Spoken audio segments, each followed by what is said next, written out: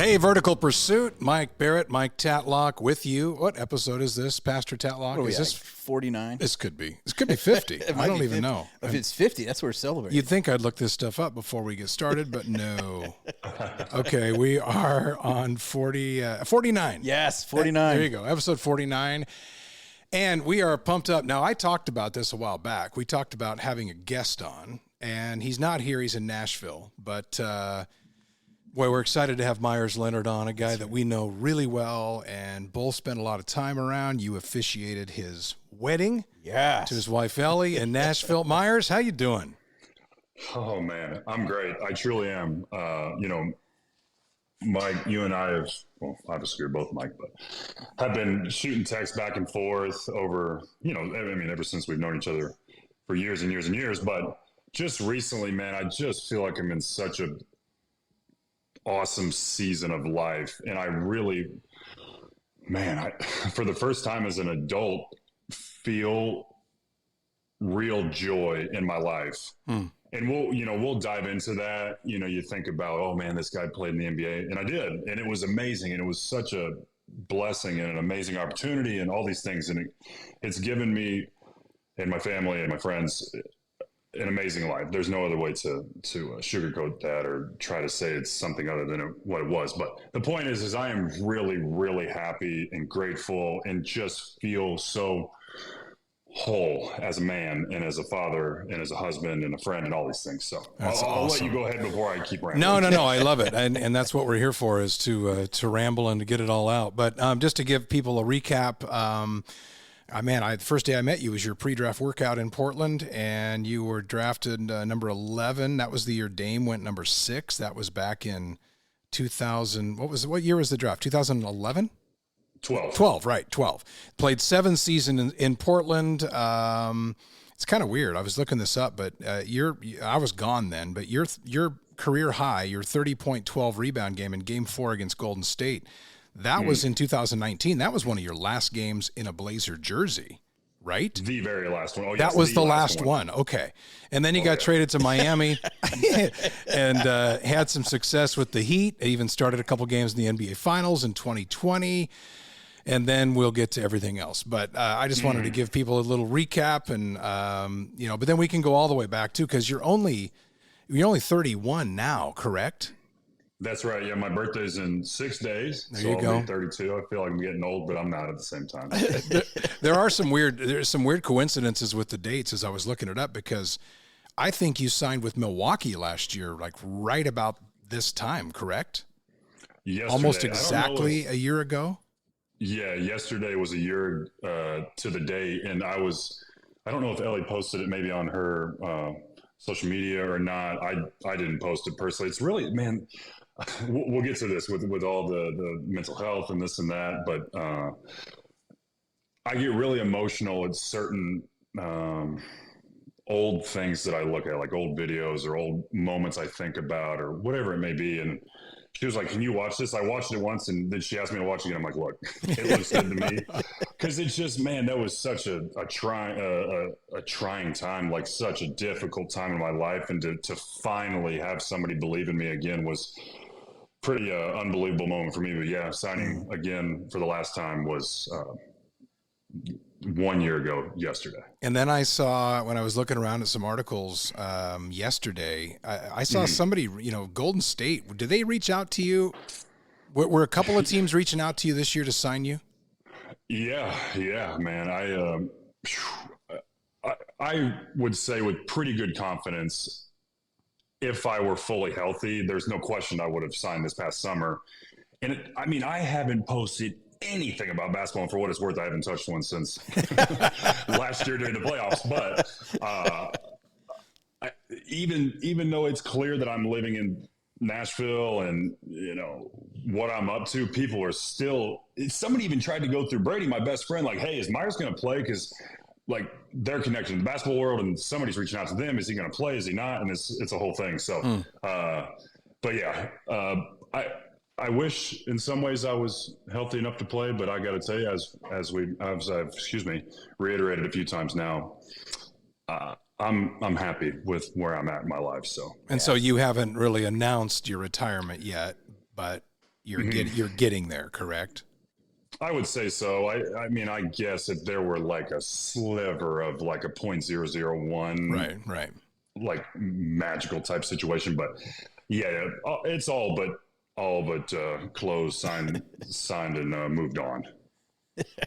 But you got all kinds of stuff going. I mean, I can't wait for us to dive into that. I mean, you're a family man now, and I mean, there's so many other parts of who Meyers Leonard is that I love about you. And you know, when we go back in the day, and I go the first time we met in the locker room, and sitting by courtside, talking deep conversations, life, faith, jumping in the Jeeps, going for drives back in the back. You know, what I love about you, Meyers, is how you just embrace life, and there's more to who you are than just an amazing athlete. I mean, you think of the percent of how many people become professional athletes. You made that tier of elitism when it comes to an athlete, which is remarkable in and of itself. And yet I love how you've always embraced life is bigger than that too. And I think everybody listening here is going to have a snapshot into what life is like for you in other ways. And one of the things that I've always said about you that I appreciate is, man, you've had some hard things growing up, you know, trials growing up, seasons growing up in life, and your stories, a story of perseverance, tenacity, faith, which all of that makes a great inspiration for people. Well, hey, thank you for the kind words. I mean, obviously, if we were to sit down, and I wish I was there, as a matter of fact, of course, sitting with you guys, because it would be a dang good time. We've had some awesome memories together, and hopefully, I can find my way back out there. But I'll tell you this: you ever find your way in Nashville? If there's a man who can show you a good time, you're looking at him through this FaceTime call. We will do it. So no, I mean, you guys go ahead and you can get more specific. I mean, I definitely have had plenty of pain, trauma. I mean, you name it, but it's what's made me into who I am, and I wouldn't change it for anything. When you're going through it, it's really hard. But I think we just continually build this threshold for pain. And if we allow ourselves to, pain can be a really good teacher, and it can help us advance in our lives in ways that sometimes we don't even expect. And, we'll get to this part of the really unfortunate situation that happened in my life. Without that happening in the weirdest of ways, I never would have went to therapy, because I felt like the whole world hated me. And the truth is I was like literally dying from the inside out, and I never knew it. When I was playing in the NBA, everybody looked and thought maybe, I mean, some people thought I was not the best player, which, hey, you know what? Everyone's entitled to their own opinion. But, they see a big, tall dude, pretty strong, got a wife, got a big house, got nice cars, plays in the NBA, making good money. None of that mattered. I'm telling you, none of it. I was dying from the inside out, and I never told anybody. I just kept going down a darker and darker and deeper hole that was really, really, really rough. But it took for an even greater amount of pain for me to finally say, you know what? I give up. I got to ask for some help. And that's where the real change in my life happened. So. Well, people from in the Portland area remember you in your early days, and you came, you just played 2 years at Illinois, and I talked about the draft, and you came in and you were obviously a sensitive guy, and people could see that in you. And I think sometimes for sensitive people, it makes you who you are in terms of extremely lovable, huge heart, caring heart, as your wife has said clearly about you and loves you for that. It also, though, makes you, I don't know why, it seems like sometimes almost, I don't know, more susceptible, but when things do happen, the fact that you went for help makes it, it kind of turns the corner on things to where you're more open to that kind of stuff, if you know what I mean. And when we talk about stuff on this podcast, a lot of it circles back to faith, but all of that landed with you. And the fact that you and I were texting a few months ago, and I was actually sitting in church listening to Pastor Tatlock, and we're talking about the end here, maybe, of your career, and how that's so hard for a lot of guys to accept, because we're talking about identity and all these things that we discussed. But because of everything it feels like it couldn't have gone any different way for you to be at the place you're now as far as peace goes. It's absolutely 100% spot on and true. I mean, if I just go back to, I mean, some of these folks obviously that are going to be listening to the podcast will know some of my story because they're Blazers fans and whatever they may be. But for anyone who doesn't know, so I grew up in a small town in Southern Illinois called Robinson. What, a town of like 7,000, right? That's right. It's a very, very small rural farming community. And then we have a big marathon plant that employs a lot of people, but lost my father when I was 6. My brother was 8. We fell on hard times, I guess you could say. Evicted from our house, sleeping on the floor, no, electricity, no running water. So I've kind of been there, done that. But you don't know any better as a child, really. Yeah.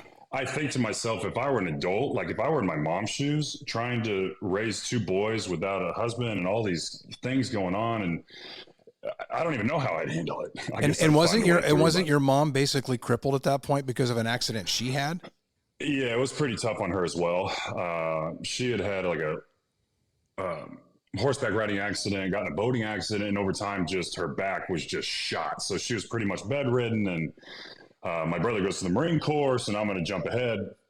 I decided I want to go to the University of Illinois. I wanted to stay close to home, but that's also just where I wanted to go. My freshman year, I was awful. So again, I smack a wall. Like I was highly recruited. We won a state championship my high school senior year in high school. And here I come into this big university that that was like the mecca to anybody in my hometown, especially me. I mean, Forget about it. Like Fighting Illini. So I come in and I don't know that I thought I was a hot shot, but I definitely had a pep in my step. And man, did I have a rude awakening. I mean, I'll tell you this. I don't know if I'm going to be spot on, but I'm pretty sure I averaged 9.1 minutes, 2.1 points, and like 1.8 rebounds my freshman year. Talk about not delivering for a guy that was really highly recruited, but I was playing behind a couple of senior bigs that were very good. And anyways, the long and short of it is, at the end of my freshman year, I met Ellie. And I'm going to start to tie in faith here. This is why I'm bringing this up. Sure. For all the pain and trauma and just craziness, if I'm being honest, that I've gone through in my life, and I say all these things in complete humility. I know you guys know this, but for the listeners, I don't want them to be like, who's this guy talking about all this pain he's been through? But it's the truth. I really have been through quite a lot. And I mean to tell you, it's like God places the right people, the right moments, the right amount of good, sometimes a teaching moment of bad. Like, man, I'm about to I'm about to turn 32, and I put my head on the pillow sometimes at night, and I'm like, in such a positive way, like, how is this my life? Like, I just don't get it. I'm surrounded by amazing people. My wife is like incredible. We got an amazing little baby boy. I mean, just everything. And I met Ellie at the end of my freshman year, and it was like I needed a little kick in the pants. Like I tried dating her 4, 5, 6 times, not interested, not going to date an athlete. So I don't know. There was the piece of me that was like wanting to do well at basketball, but then she was also like this driving force behind everything. Ended up coming back my sophomore season in Illinois, playing pretty well, and from playing close to 0 and then playing my whole sophomore year, all of a sudden now it's like, how the heck? All right, well, I guess I'm good enough for the NBA. Here I go. Yeah. So here, the interesting thing is in therapy, which we'll get to, I learned that when traumatic things happen to us in our childhood, our most emotionally formidable years, I believe, are 7 to 9. Doesn't mean we don't learn and have high impact moments elsewhere in our lives, but because my father passed right as I was coming into being that time frame, I was almost stuck in some ways. So I've learned in that moment. So when anything went really wrong in life, in middle school or high school or in my NBA career, it's like sometimes, this is what you were talking about, Mike Barrett, the emotional response you might see from a bad play of Meyers Leonard his rookie year or his second year, it's no wonder that I didn't know how to handle all of the pressure and then the negativity. And I just felt everything just coming in around me. I mean, it was just, I don't know. It's so hard to explain in some ways, but in my mind, it makes so much sense now how I was just working as hard as I could, as loving as I could be, and in the community, and just not always performing the way I wanted to. And that's why the pressure just continually crushed me. But let me back up. I played well my sophomore year, and all of a sudden, boom, I get drafted. And by the way, Portland, Oregon is the furthest NBA city, including Toronto and others, from my hometown. However, in terms of a good transition city, team, organization, probably pretty good for Meyers Leonard. Like, I come from a small town now, 40,000 undergrad at Illinois, pretty substantial, but moving to a big city, I mean, I got to think if I would have had to go to like LA or something, I would have been like, what is going on? Yeah. And not to mention, Ellie and I were getting serious at that point, and I was like, look, we will make the long distance work until you graduate, which was going to be a year from when I signed and was drafted. And so I was alone pretty much. And so that was hard for me too. I've always needed, no shame, like I need my alone time sometimes, but I also need people that I can trust and people that I love around me, because while you still see like this big 7 foot wide shoulders, like NBA player, I'm just I don't know, like a big old teddy bear, man. Like I need love. Like I need support. I need, Mike Tallick, one of the things, I mean, we're going all over the place here per usual for Meyers Leonard, but 5 love languages, forget about it. I need positive affirmation in my life. Have to have it, both in my marriage and from my friends and family.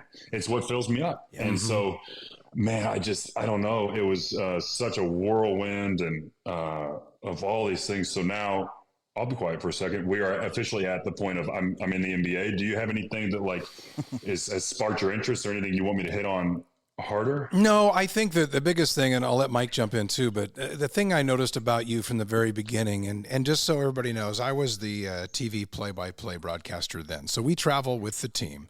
You and I spent a lot of time talking, like on a bus after a game, or on the bus going to a game or at a game. And then Mike Tatlock sitting here, Pastor Tatlock, is the team chaplain. So we both had a really unique and in some ways different time of knowing you and knowing who you were. The one thing I would say about you, and this is probably because you did lose your dad at 6, the one thing I had said about you to my wife early on, I said, this guy really loves and enjoys kind of father figure type relationships with other men, and about the affirmation as well. And so that it's such a unique thing that I was able, and I didn't do that with everybody. I mean, you and I, you're as close as any NBA player that I've ever been around, Blazers or otherwise, probably because of you, because you're so open and so authentic. And I think Mike would say the same thing, the way he got to know you, just at being around the team, because you are, we always and we did an episode on this a few episodes back on kind of a life of an NBA team chaplain, but Meyers is one of the guys that I know you're probably proudest of, and your association and time with him. Well, that's the thing, because Meyers, I think your second season was my first season. Sounds about right. With the team. And so you were, for me, Meyers, you were the first NBA player that coming out of that proximity developed a friendship with.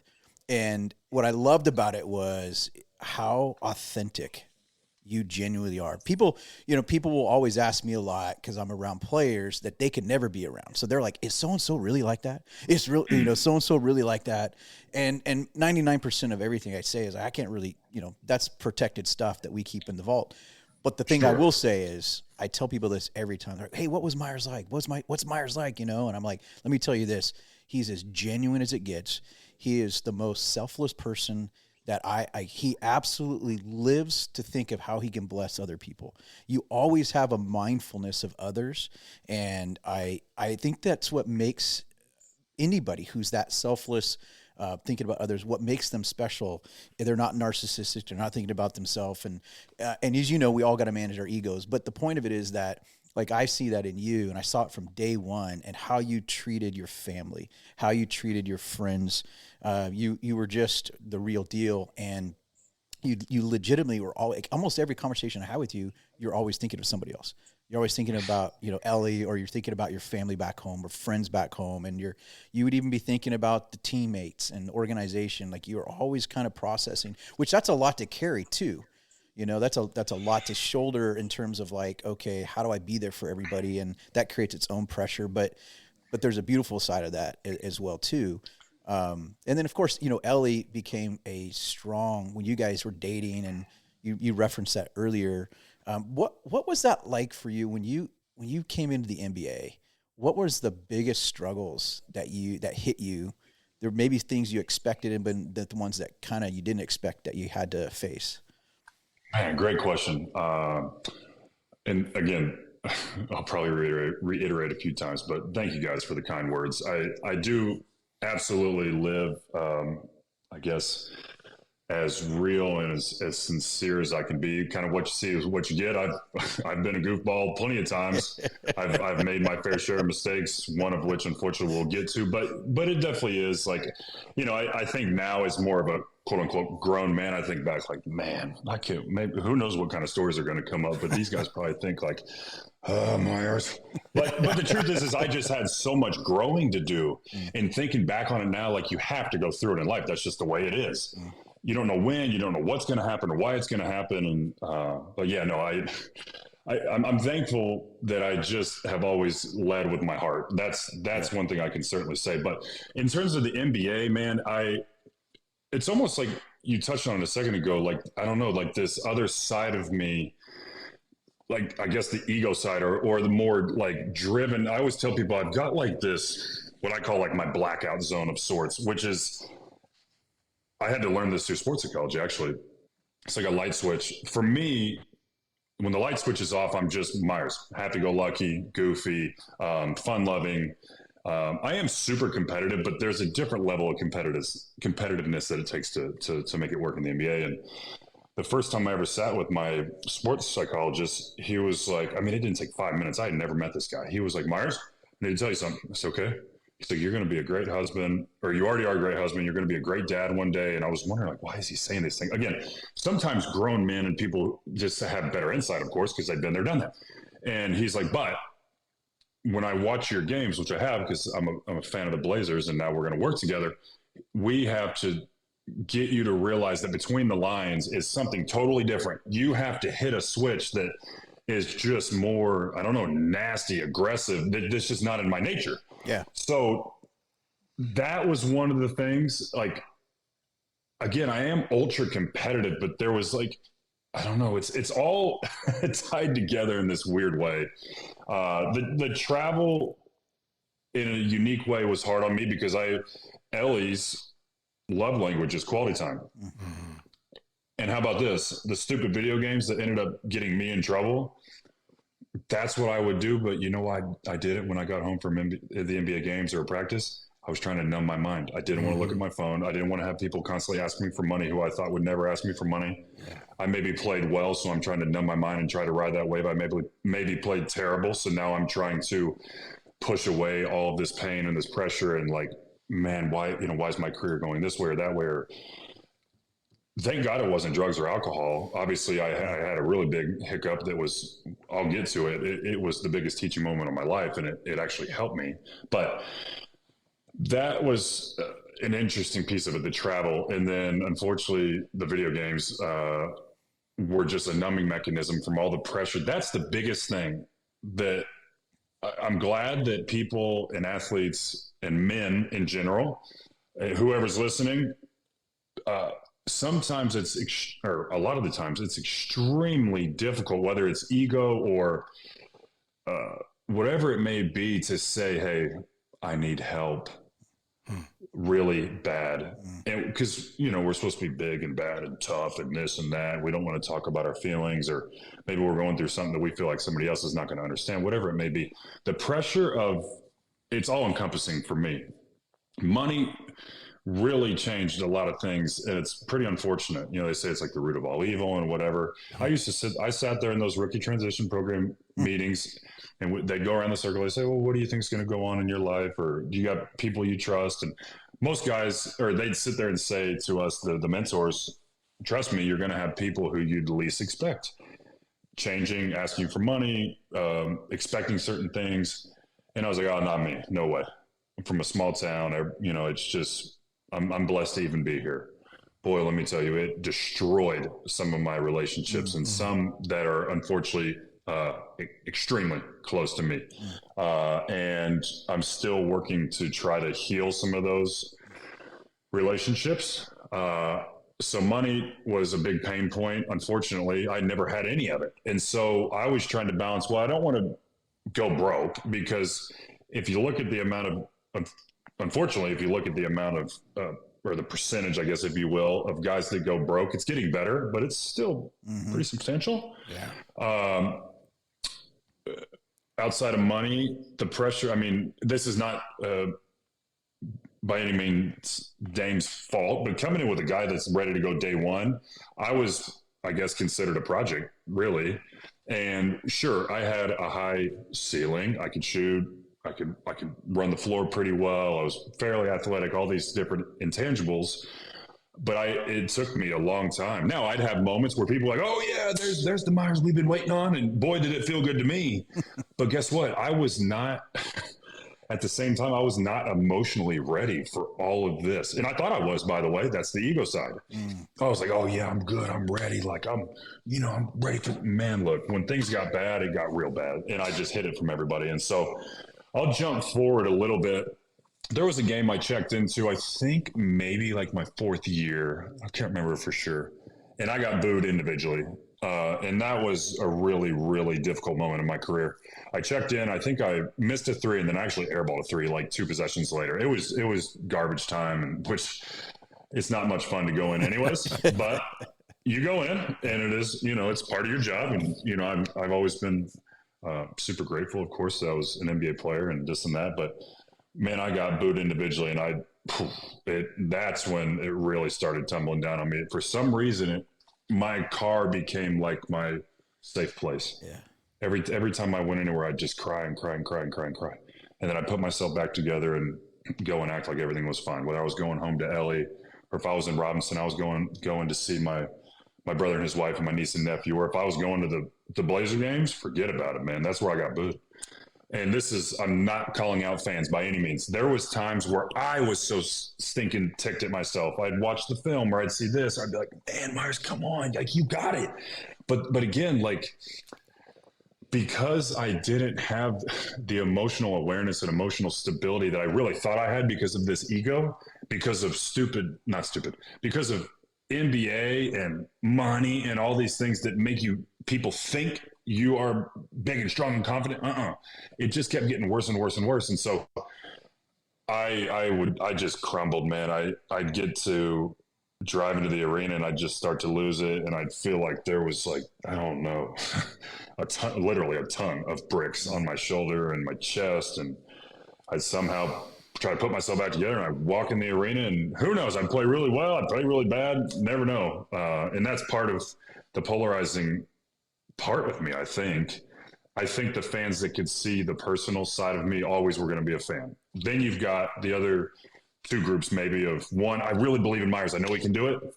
Then you got the last group, which is not my favorite, but I get it. Fans want the players to do well because they want the team to do well. Then there's the people that are like, Meyers sucks. We shouldn't have drafted him in the lottery, and he's too volatile. He's not consistent enough, and whatever, blah, blah, blah. So, yeah, man, that moment where I got booed and How much were you paying attention to social media at that time? Because you kind of came into an era when I don't think I even joined like Twitter until it was during the NBA lockout, I know. And so you were kind of and now it's obviously blown. There's so many different apps and things you can get social media stuff on, but you were kind of there during the real climax of where fans felt like they could reach out and they thought players were reading responses. Sometimes they were, and sometimes they'd get a response.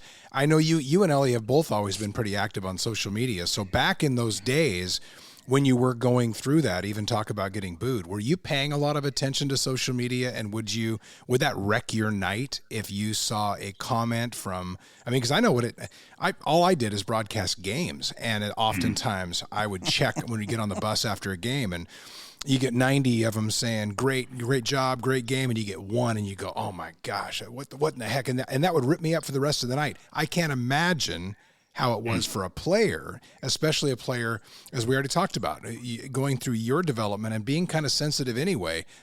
Did you pay much attention to that, and how did you deal with that? First of all, great timing, because as I was talking about getting booed, I thought about this piece that Ellie wrote, and she talked about having to see me go through so much of the crying, and I was about to start crying. So thank you. I thought, here I haven't cried in a long time, and I was about to start crying. So thanks. No, that's okay. And people have cried on this before, so don't worry about it. Well, you know me. If it needs to come out, I'll let it out. But no, I did see a lot of it, which is my own doing. I don't know. There's almost like this. I gotta look, but that's the nastiness of social media. It is so addicting, first of all, and nobody has any accountability on there. So, and you're searching for affirmation at times, and at times you do get the affirmation, so that makes you feel great. But then one can be a house of cards and knock everything else down. Peaks and valleys. And like you said, I think they've actually tried to do like the science. It's something like 100 to 1 or 500 to 1. You see one negative one, and man, it just boom smokes you for some reason. And so it was admittedly really difficult. And then I tried getting off of social media, and it helped a little bit. But the truth is, until I was 29 and I went to therapy for the first time, none of this was ever going to matter. Not a bit of it. So let me jump forward a little bit. I'll go to my last season in Portland. So I believe the booing again was like fourth year. And mind you, Ellie and I loved Portland. We got married in Portland. Mr. Mike Tatlock married us there. It was a beautiful wedding. It was awesome. It was. Surrounded by great friends and family. You were there. Yeah. Great food. Awesome things to see in Portland. Obviously, really solid organization. Fans that really care. I mean, you only got the Timbers, the Thorns, which weren't around in my early years, but at least I don't think so. That's not to be disrespectful. And then the Blazers, of course, the biggest thing in town. And so, man, I always wanted it to work out the entire time, but that's not the way God had it planned for me. It just wasn't. And I needed to go through all of that to get to where I am now. But in my 7th season, I now felt like I was playing much better, much more consistently. My teammates and coaching staff, I believe that they definitely knew they could count on me every single night. And anyways, I was playing pretty well. And at the deadline, the trade deadline, we took Enes Kanter. And I thought to myself, like, there's no way. Like, I finally have what I think I want, like what I know I want. I'm playing consistently, and I'm finally doing it. And it just felt like it was getting stripped away. And actually, of all things, we had a day off in Memphis, totally random. I came here to Nashville to see my little sister, who still lives here, singer-songwriter, super proud of her. And actually, Mike, to you guys, the one that sang at our wedding? Yeah. Oh, yeah. She's doing big things out here in Nashville. Are you serious? Super proud of her. Wow. Oh, yeah. She was great. But, yeah, she crushed it. But I was driving back, and it was going to be a super late night. I think I ended up getting back to Memphis at like 2 a.m., but whatever. I wanted to see her. So anyways, I called my agent on that drive home, and I was freaking out. I was like, man, what am I going to do? I have this feeling like, I don't know if it's God. I don't know if it's what it is. Just some spirit is talking to me, man. I had to pick up the phone and call you. I know at some point I'm going to get my chance. I don't know when. I don't know if it's going to be at the end of the year. I don't know if it's going to be the playoffs, but like, I don't want to get out of shape. He's like, Meyers, listen to me. You've worked way too hard. You're way too good of a person and a teammate and a player. And you are going to, because I know you will, but I'm going to remind you to do more conditioning, more film, more shots before and after practice, be an even better teammate when you're on the bench, because when you get your moment, you're going to be ready. So he ended up calming me down, because I don't know. I was just having this weird moment where I was like, man, I don't want to fail if and when I get this one big chance. So we played OKC in the first round.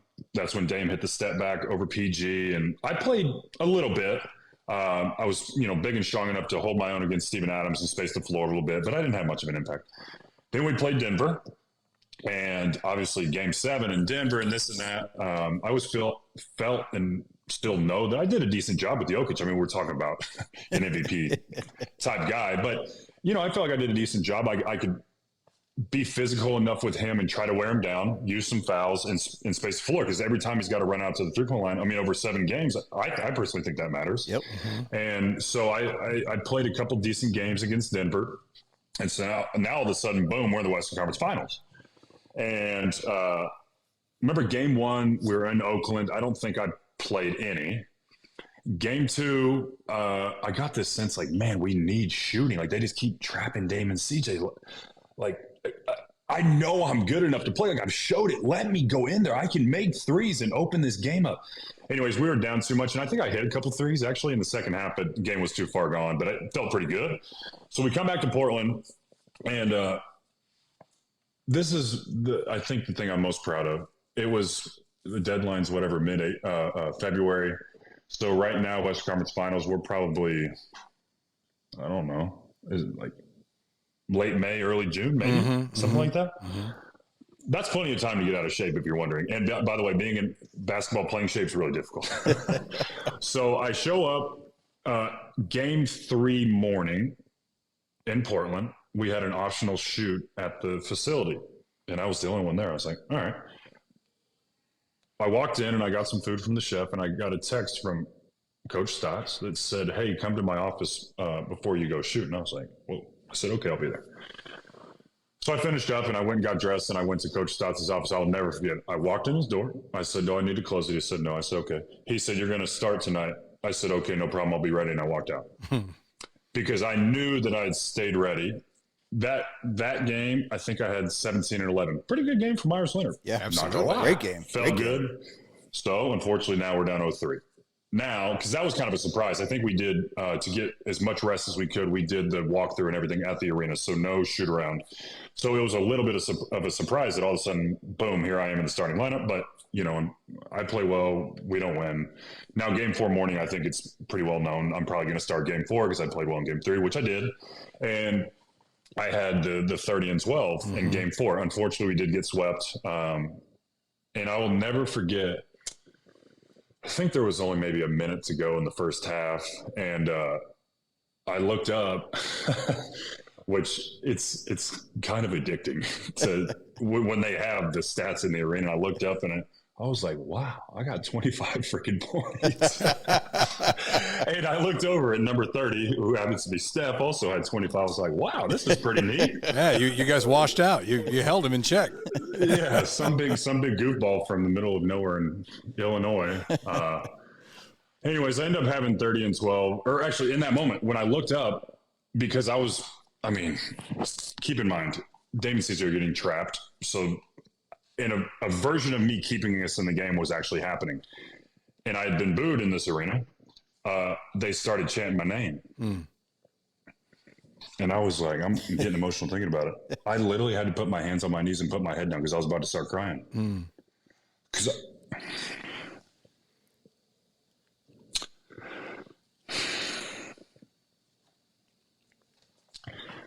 I was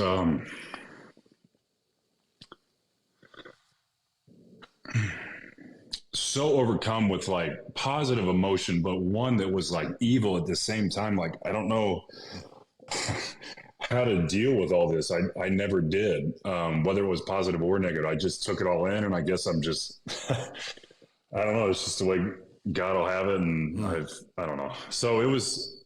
Anyways, we ended up closing down the half. We lose the game. I had 30 and 12, and I did think to myself, you know, say a week later, I didn't think about it, the game or the season, because now the season's over, and I thought to myself, like, all right, well, surely after that, I'm going to come back next year and finally have another role that I'm excited about. Which, by the way, I was still excited to be an NBA player, even when the times were tough in some ways. And then I was in the middle of just an off-season workout with Drew Hanlon, who saved my career, by the way. And I heard like him and his videographer, Sam, talking about something. And I'm like, what the heck are they talking? I was going through my warm-up. Like, Myers, come here for a second. I'm like, dude, what? I'm warming up. He's like, come here. So I jog over there, and he flips his phone around. It was Woj. And it was like, Meyers Leonard's been traded. Hey, I mean to tell you, it was like my body went numb. I mean, numb. Mind, body, spirit, you name it, numb. And I was like, what? No. So I walk over to my phone. Sure enough, I had a missed call from Neil. I had a missed call from my agent. And I hadn't gotten a call from Miami yet. But the point is I was like, oh my gosh, this is real. What the heck? I couldn't tell you anything else about my workout that day. But I just remember I finished my workout and I got in my car and again, just started losing. And it's because I felt like I wasn't enough. I was like, what the hell, man? Excuse my language. Like, how is this possible? Like, I'm trying so hard. Like, I love Portland. Like, I love the community. Ellie and I love it. Like, why? How is this possible? Like, I felt like I didn't. And this is not the case, by the way. This is what I felt. I didn't matter yet again in my own life, and I'll kind of tie in some of these things. Hopefully, when we jump into some of the therapy I did, I just once again I just got squashed down to what felt like zero. But did you feel rejected? Is that why? I mean, I know in a trade it can feel that way. Is that what kind of got you? I suppose, yeah. It was just like I'm just not good enough for them, which them is not fair. It's not fair to say the city of Portland or the organization. Yeah, right. Because I had plenty of ups and downs. I know that. I'm very aware of that. But I did feel like at that time, I was mature enough as a man and as a player to help the team consistently moving forward. But anyways, yeah, just the rejection or the feeling that I'm just flat out not good enough and that now I'm moving on. And it's the first time getting traded. So Miami ended up being just an awesome experience. I mean, holy smokes, man. Like I mean, they had told me, and this is, I'll tie in this piece of talking about like not giving up when it came to like the team taking Enes Kanter at the deadline and all these things. And I was like, just don't give up. Your moment's coming. And they're like, we've had our eye on you as a quote unquote Heat culture guy for years. And we just weren't sure. Wow. Like, is he not? So to them, because I hadn't played all the end of the regular season sparingly in games or round 1 and 2, and then all of a sudden I was able to produce like that against the Warriors. They're like, we got our guy. Boom. Picked up the phone, called, traded for Meyers Leonard. So that feels pretty cool to know that no matter how bad it got, I always, every time I walked in the door, Beth Hancock, love you to death. I hope you hear this. Hi to Beth. How are you? So good to see you. Thank you for everything you do for me. Excuse me. I don't know, go get changed, go to the ship. Thank you so much for me. Always. And I give this advice to young players. Every time I walked through the doors, whether it was Portland, Miami, Milwaukee, or any door for that matter in my life, it was that I was going to be a good man and work as hard as I could. Because when I walked back out of those doors, unless I had a weird one-off day where I just was in a bad mood or something, which is rare for me, there's no way anybody's ever going to say, like, oh, he's a bad guy or not a good teammate, doesn't care about, others. And, well, he didn't work very hard. I couldn't let those two things ever be, like, up for grabs or in question. So that's kind of always been my thing. But, so, yeah, going to Miami, I'll never forget my first workout. I get through, like, pretty intense warm up. I mean, that's the Heat for you, which I love, by the way. I love the very real focused and, you got to be working hard and in good shape and this and that. And I heard the door open as I was taking some free throws for like my first little breather, my individual workout. So I get the free throws in, I go to take a sip of water and I kind of peek out of the corner of my eye. Thank God he wasn't looking over there at the time. He might be like, what the heck are you looking at, dude? It's Pat Riley. And I was like, oh dear Lord, that's like the Godfather, bro. Right. Like, Yeah. unbelievable. Anyways, at the end of that workout, I ended up shooting 92 for 100 from my 3-point test. It was 20 shots from 5 spots, corner, wing, top, wing, corner. I made 92. Wow. Pat walks over and shakes my hand. He's like, well, we knew you could shoot it, but not like that. Good Lord. Something like that. And I'll tell you, it was just, for me personally, it was a match made in heaven. And I knew it right away. Like, I'm all about it. Like, conditioning test, fine. Like, why should an NBA player not be in an elite condition? We're getting paid millions of dollars to play basketball. Hello. How about the simple disciplines of being on time and practice? I mean, talk about some tough practices in the dog days of like January and February, but it makes it so worth it. That's what I think sometimes gets like forgotten or not realized. For example, in the bubble, the next year, we had so many difficult practices and games that you're like, all right, this kind of stinks. I'm not around my family, but you can feel other players or other teams kind of like ready to give up. And we're like, we've worked too hard to give up. I mean, the finals are in 15 days. Yeah, it's going to be a long 15 days or however long it was going to be. But guess what? We are not giving up. And that's how it felt to me too. Like, just grinding it out every single day is something I love to do because you're earning it, Even more so, I guess. And that takes us to then the unfortunate incident of sorts, which, you know what, let me back up. You guys got any questions? Because no, the only question I had before you get to that, and I, if you're going to the video game thing, but I also wanted to hear you talk. I know how important Bailey is in your life. Your brother, who is a Marine in Afghanistan. So in the bubble that year, that was during a time, the George Floyd time, Black Lives Matter, BLM, and everybody kneeling for the anthem. And I know you took some heat because you chose not to kneel out of respect for your brother and the sacrifice of the soldiers overseas. How difficult a time, I mean, because that was the first time you were getting labeled as something. That's right. And that was probably as tough, even though it then got overshadowed. But I had to almost go back and remember what that was like. You know, not that I know what it was like for you, but how it looked. In all the photos of you standing with your teammates kneeling, albeit supporting you and understanding your decision. But how tough was that? Oh, extremely, extremely tough and difficult.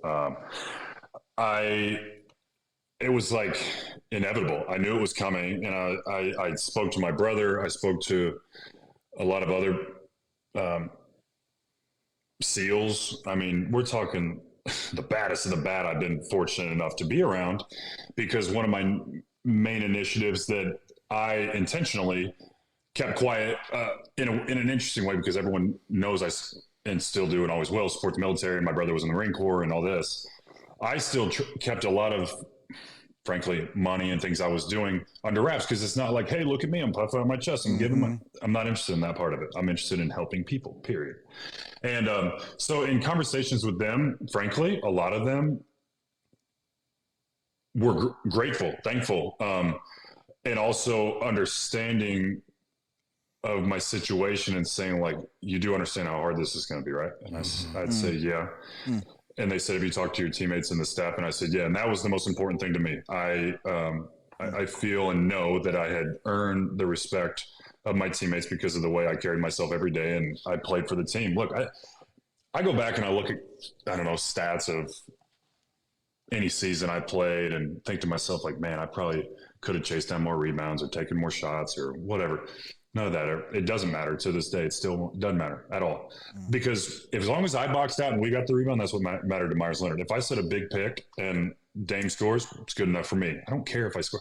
And so I knew, and Spo would call it out in film intentionally. You guys see what Meyers is doing, right? Not only does he use his voice to help cover up mistakes defensively, but doesn't care to get the notoriety, sets big screens, and does all the little things that help you guys win. Now, I didn't magically become a much better player. Of course, I work hard during the summers, but between Portland and Miami, I just fit the puzzle a little better in Miami.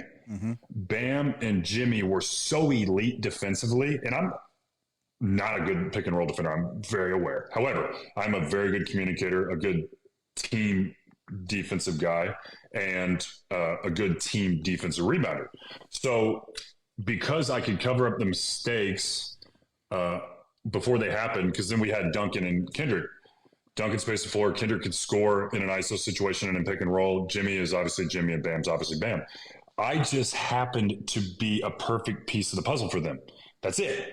And so I loved it, man. I loved it so much. And anyways, this is all to say that all throughout the first 2 years garnered the respect of my teammates. And so when I sat in front of them, I mean, I cried. It was really difficult. We had open conversations in the locker room about things that were going on. I needed and had to have an open conversation about, look, I've spoke to my brother. I've spoke to other people who mean a great deal to me. I need you to know that in my head, in my brain, I see and I know and I can feel what is going on. And I am so sorry for the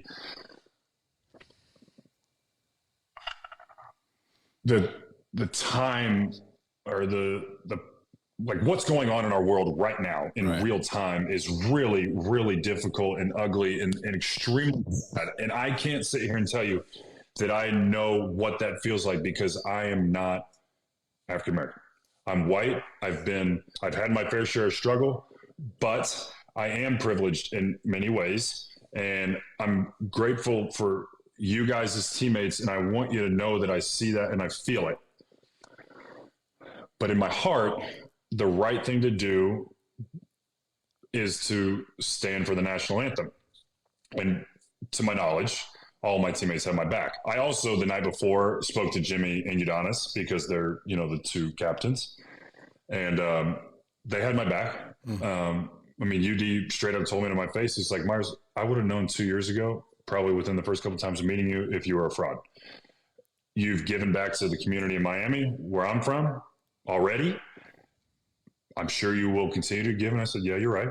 And you got my support. And I had the support of the coaching staff and management and stuff. So, but the volatility of social media, as we all know, and the ugliness of it is rough. I mean, we're talking as soon as it happened. Now, I got ahead of it too. I did an article. I explained my whole situation. It released right when the national anthem was playing. Yep. And I still just got crushed. I mean, we're going to murder your family. You and your wife are racists. And it was really tough. It really, really was. But I got through it. And I know in my heart that I'm still extremely proud that I did what I felt was right to me. Now, also, keep in mind, I had no issue with the fact that my teammates felt that this is where, by the way, one off here, I think this is really where we're missing each other in life right now in the world as we're living in it, especially in America. It's like you're either left or right. You're Democrat or you're Republican. You're black or you're white. And if you're white, it's just like, no, we can be different and still understand each other. Yeah. And so it wasn't like, I was like, man, why are you guys doing that? What don't you understand? No, I get it. I understand why you are doing what you're doing, and thank you for accepting me for who I am and for allowing me to honor my brother and other folks who mean a lot to me. Mm-hmm. So that's a whole nother topic. Maybe we can do another podcast one day because it's unbelievably bad. The way that our lack of communication, our lack of understanding, our ability to say like, let me just be quiet for a second and listen to what they have to say. Because a lot of times if we do that, we walk away from it. Even if in the moment we try to act big, bad, and tough, like, oh yeah, your opinion doesn't matter. I am who I am. Sometimes you're sitting there in a moment of randomness and you're like, you know what? I need to change my ways a little bit because now I understand what they're talking about. Mm-hmm. I think Meyers, I appreciate that because I remember all that going down, and it was going down in your world in a very high profile moment. And I think that's the hardest part of anybody in a season of like division. And we know, and this is Mike and I have done tons of podcasts actually on this, where we've spoken to this, that there are powers that be that want us divided.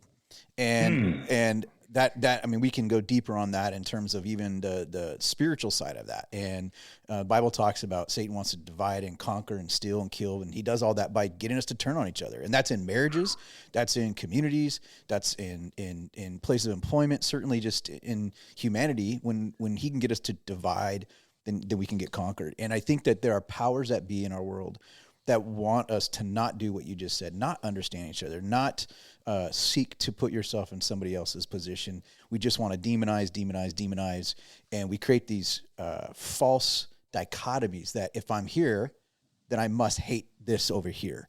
And it's like, okay, and our world is creating these false dichotomies, which continues to position us to demonize. But what I love that you shared was that the relationship between your brother and the relationship between your teammates was the place where that space can be reconciled. And you're like, yeah, I can stand here and my teammates support where I'm at, and I'm also supporting my brother, and I support my teammates because there's relationship there. And I think what you modeled in that moment, and also got, like you just said, death threats. I didn't know that.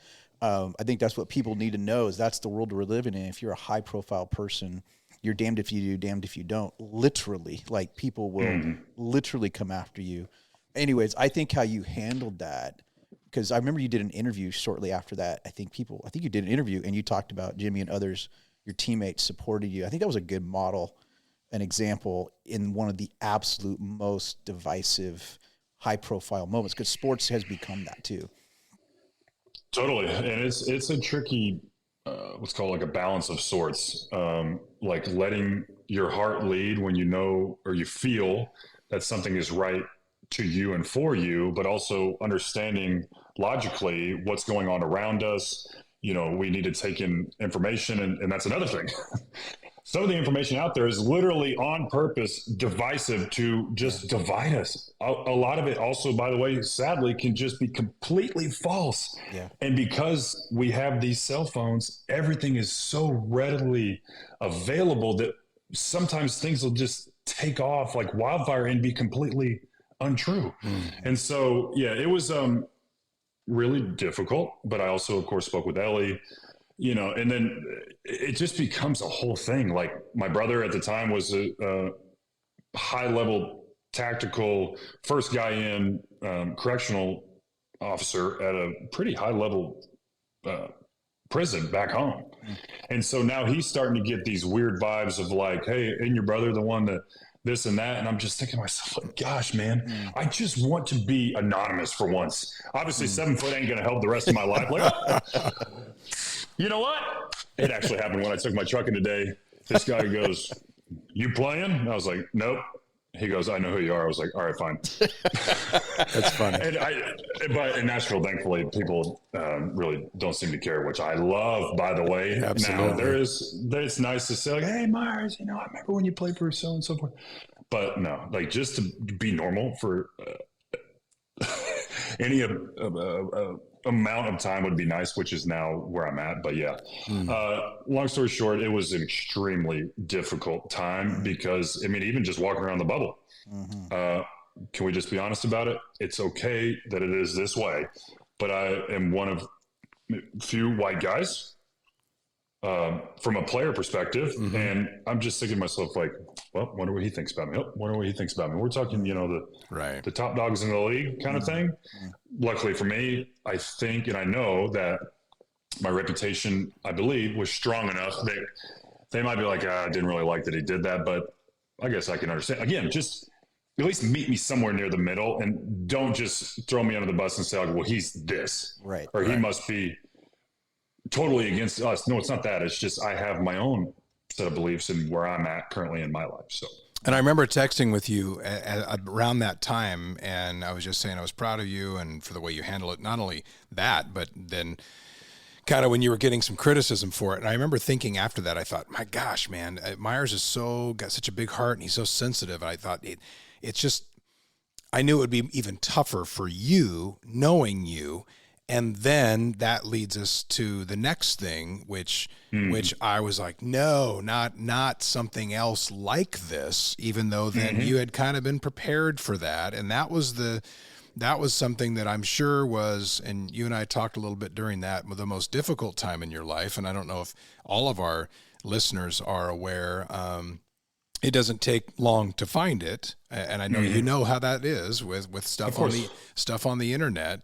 But you talked about video games earlier, and you're playing a video game and let fly a word you didn't know what it meant, and then I'm sure your world unraveled to an even a bigger level than it was at the event we were just talking about. But fill in a little bit on that. You don't have to tell the entire story, but I mean, as far as how it happened, I want to talk about your recovery after that.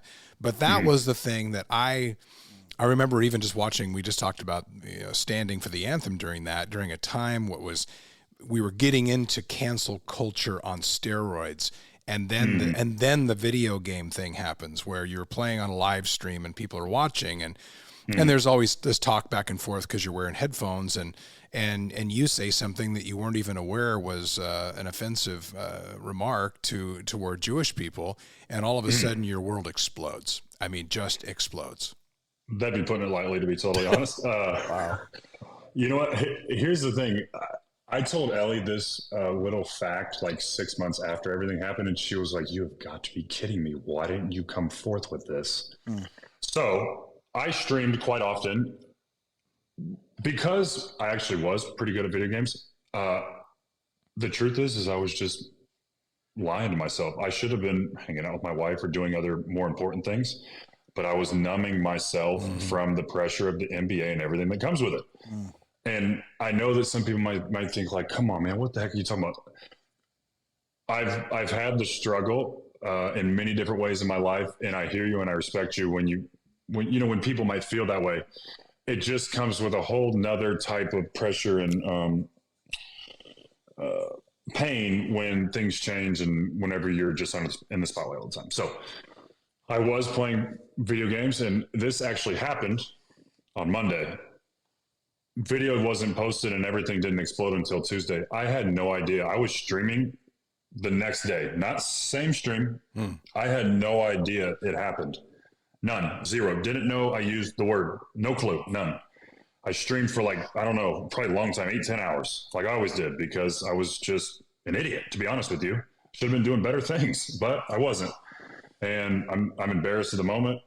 I have been since that day and probably always will be. But I can explain it and talk about it as a man with, I guess, control and, less emotion. And so on Tuesday, then all of a sudden I'm streaming and I keep getting calls from what we call like a Twitch moderator. So basically people can't come into my Twitch chat and say really ridiculous, hateful, ugly things. They get deleted and blocked, and then they can't come back in and keep doing that because it can get nasty. Just the same as, by the way, video game chat can, which I've come to learn through therapy, which we'll get to here shortly, is how I poison my brain with the volatility of this language. And I think Mike Tallock, I know that you've talked about, like, yeah, I play Call of Duty with my son every now and then. Don't know if you ever had the headphones on, but it gets nasty real fast. Yep. Some of those online gaming chats. And I want to also say this. I am absolutely positively not making any excuses for myself. I own it. I made a huge, huge mistake and I regret it. It hurts. I'm always going to have like this thorn in my side. But as I'm about to explain, it very well could be the best thing that ever happened to me in the weirdest of ways. So my phone's ringing and I hit mute on my stream and tell my stream that my wife's calling me, which was actually a lie. I pick it up and I'm like, hello? And my Twitch moderator was like, hey, dude, like something's going on crazy on social media. Like, I think you really need to end your stream. I'm like, what are you talking about? He's like, please just trust me. And I trusted him. He was like, you need to end your stream. And I'm like, oh boy, what the heck? So I unmute the stream. I hang up the call. I unmute the stream. And I'm like, hey guys, sorry, I got to go. Ellie needs something. Kind of a lie, but I didn't know what was going on. So I had to think of some way to be able to jump off. So I end the stream and I remember pulling my office door open where I streamed at. And I see Ellie across the way and she's in the kitchen on the other side of the house. And I start to look myself up on Twitter and I'm like, oh, no. Like, what? And I just click on one of them. Don't know which major publication or account it was, I guess, if you will. And I walked over to Ellie and I was like, and she was on call. I was like, hey, something's going on. She's like, Meyers, I'm on a call. I'm like, you really need to hang up, please. Something is going on. So she hangs up the call. She's like, what the heck is going on? And I turned my phone around. She's like, what is that? She didn't know either. And so what the word meant, you mean? Yeah, that and that anything was going on. Right. And so I was like, I don't know what's happening. Then, of course, I mean, literally 15 seconds later, here's my agent calling me. And I'm like, oh, boy. He's like, Meyers? Yeah. He said, were you streaming? I was like, yeah, I mean, I just got done streaming. But I saw something on Twitter. He's like, this is not good. I don't know what's going to happen, but just stay by your phone. I got to go. And I'm like, oh, no. And then I go, Ellie said, hey, I got to jump back on the call. So she went and did her thing. And I went and sat somewhere in the house and I started looking through things and how I was being labeled and everything that was going on. And I just remember feeling like if there's a literal like vision you can have of a world of a human being flipped completely upside down, it is that moment in Meyers Leonard's life. I was like, oh my God, what have I done? Like, surely people know I'm a good guy. Like, what the heck have I done? No. This can't be real. This. Then all of a sudden my phone's ringing. It's Pat Riley. And I'm like, oh no. And I answer it. And he was like, Meyers. He said, have you talked to your agent? And I said, yeah. He said, what are you doing? I said, I'm just sitting at the house. He's like, you got yourself in some pretty big trouble right now. And I said, yeah, I can tell. I haven't talked to anybody else other than you and my agent. He said, please listen to me. I knew the first time I met you that you were a good man. I truly believe in my heart that other people around the league know that, your teammates know that. This is going to be a really, really difficult time in your life. Own it. Go make it right. I know you will. And you'll be back. And I said, Pat, thank you so much. I'm so sorry for the embarrassment. I'm going to do my best to make this right. Again, I'm just so sorry. And at that moment, then it became like tweets of, Meyers Leonard's going to be suspended and this and that. And I went up to one of the guest rooms because Ellie told me at that point, she kind of realized what was happening because this is a couple hours later. She was really, really, really, really pissed. And she had every right to be. Because she was already, by the way, the fact that I haven't played video games since that day very well could be one of the things that saved my marriage, because I was so stinking selfish that I was numbing myself with that. And I didn't realize how selfish I was being. And it finally pulled me away from it. But she had every right to be really mad. And she said, "You're not coming to our bedroom. You can go somewhere else." And so I just grabbed a charger and went up to the guest room. And I just started bawling. I don't think there was, what is our body, 70% water, 8%? I don't think if there was any more drops to give other than what was there to keep me alive, I'm not sure I had any more left. Because I was just like, holy crap, what have I done to my life? Because it's hard to explain what it feels like to make such a big mistake when already, like we've touched on, like I'm super sensitive. I want everyone to love me. I've done my best to show people how much I care about them, whether it be someone I've known for my whole life or somebody that I met at the grocery store, just trying to give them a compliment and maybe have them have a better day. And I just thought to myself, like, well, now everyone's going to start messaging my family and my friends, and any friends that have any notoriety, like, are they ever going to be friends with me again? Maybe not, because if they're connected to me, then they're connected to someone that's a complete idiot and all these different things. And it was a really, really dark time. And then that's when the hate started coming in, and I'm an idiot. And I started looking at it, and Ellie started looking at it and see what she was sending me screenshots because she was extremely upset. And by the way, I'm not throwing her under the bus for any reason at all. And she had every right to be upset with me, but it became like, don't you leave your effing house, you effing B word, we will rape you. We're talking for year and a half. Wow. Until it slowly started to die down. And I'm not kidding. I don't exaggerate in my life. It was really, really difficult. So that technically happened Monday. Didn't know about it. Tuesday, everything goes absolutely crazy. The NBA and the PA, and I'm sure they're trying to figure out, like, what the heck do we do? So then Wednesday, I believe it was, I had my official calls with the league, which were Zooms. Meyers, why did this happen? Is there any real reference to what was said? And I said, no. If you talk to anybody, in some ways, they know the volatility. I'm owning this. However, I wasn't speaking to anybody. They said, is it possible for example, is it possible that you knew that it was someone Jewish, essentially through the headset? And I said, no, please understand. Like, I meant absolute. First of all, I didn't know what I was saying. And there was no hatred towards anybody. Never has been out of Meyers Leonard's heart, never will be. And it was just yelling at a video game like a complete idiot. And so Wednesday, I did the call with the league. That's when all the tweets of, like, I can't remember what I said just a moment ago, but like Meyers Leonard fined $50,000 away from the team, all these different things. Then I got traded to OKC. And the thing about it is like the media cycle happens, and then sure enough, something else is going to happen, and something might, somehow be worse than, I guess, what happened with me. And it became this, and then I was officially suspended, and then the trade, and then Meyers Leonard's released. So it's like it just kept coming up, and it was, I honestly don't know all of the things that were said, say on ESPN or whatever. I know that they were pretty. They have to report on said situation, but I know that it was pretty ugly. I'll never go back and look at them. I just won't do it because it would just hurt too bad, I suppose. But I'll tell you this. This is Wednesday, and I'm like, well, my career very, very well might be over. Because, by the way, in February of 21, I got my second shoulder surgery.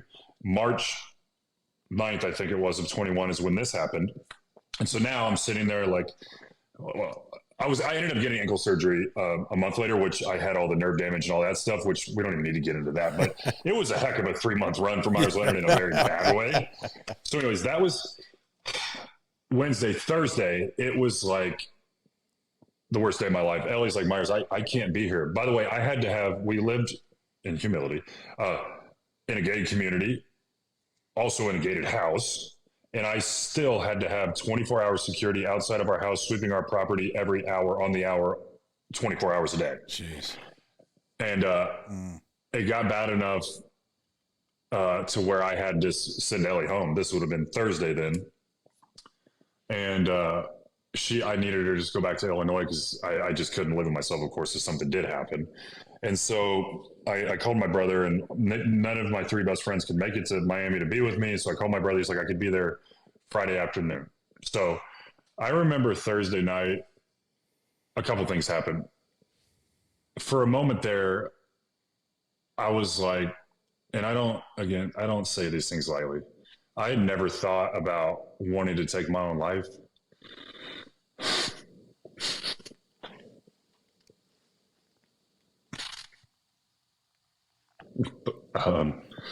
I was so damn lonely that my wife is gone. I didn't know what she was going to think. Like, hopefully she'll forgive me. She knows the man that I am. Hopefully my friends will forgive me. Surely they know my family. But it was like everything that I loved was like literally just going goodbye. Or everything was just felt like it was gone. And